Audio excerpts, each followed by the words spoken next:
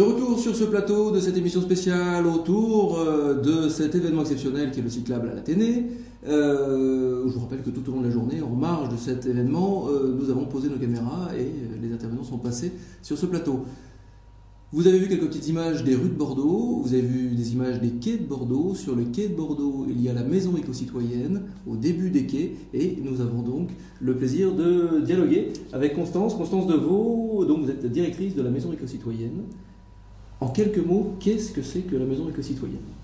C'est un nouvel établissement municipal entièrement dédié à la sensibilisation du public autour de toutes les problématiques et thématiques du développement durable.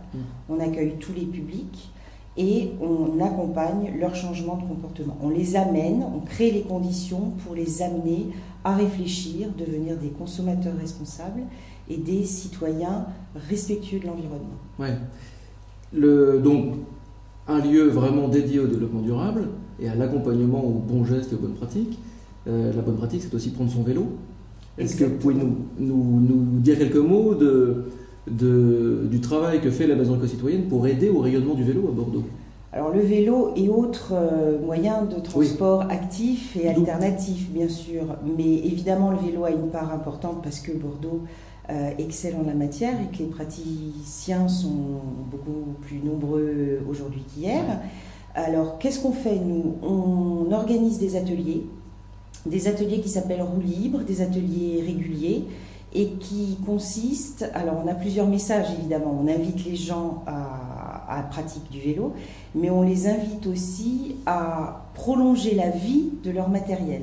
Donc, ces ateliers Roue Libre sont des ateliers où ils vont apprendre à faire de menues réparations, contribuer donc à ne pas jeter leur chambre à air mais à y déposer une rustine. On ne sait malheureusement plus le faire de nos jours, enfin tout le monde.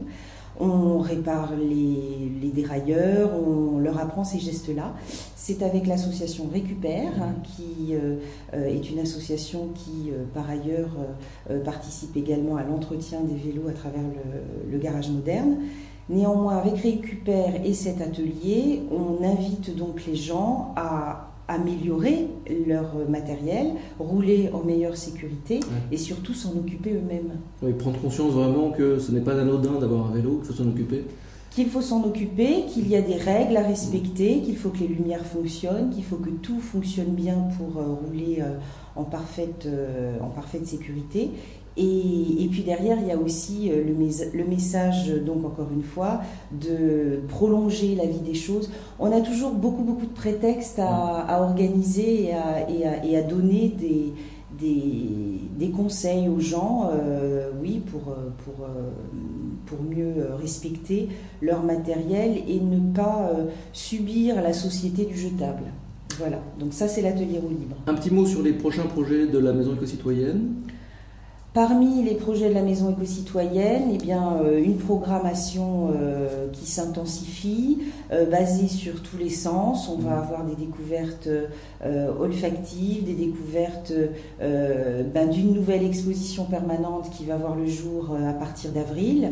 Et alors cette exposition permanente va évidemment faire la part belle à tous les sujets de l'éco-citoyenneté et notamment dans la mobilité, le partage de la rue, le meilleur respect entre trottinettes, patinettes et autres skates et vélo évidemment, toujours le vélo omniprésent. Je rajoute aussi qu'en termes de vélo et en termes de transversalité des thématiques que l'on aborde, nous organisons régulièrement des balades à vélo à la découverte en ville de la biodiversité.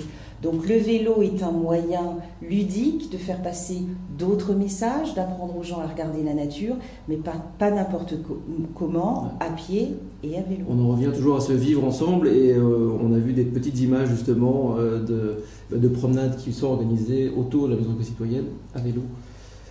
Avant de vous libérer, juste un dernier mot, c'est un petit rituel. Tous les invités que nous avons au plateau doivent me donner un adjectif qui correspondrait le mieux au vélo. Liberté. Super, liberté. Et bien là, nous repartons non pas aux Pays-Bas, mais nous partons aux Pays-Bas avec Marjoleine Delange, justement dans les coulisses de l'Athénée, pour un entretien assez étonnant où elle va nous parler du vélo aux Pays-Bas. La petite reine là-bas, c'est vraiment, c'est tout simplement une religion là-bas. et nous reviendrons en plateau avec Geneviève Laferrère de la Fédération des usagers de la bicyclette. A tout de suite.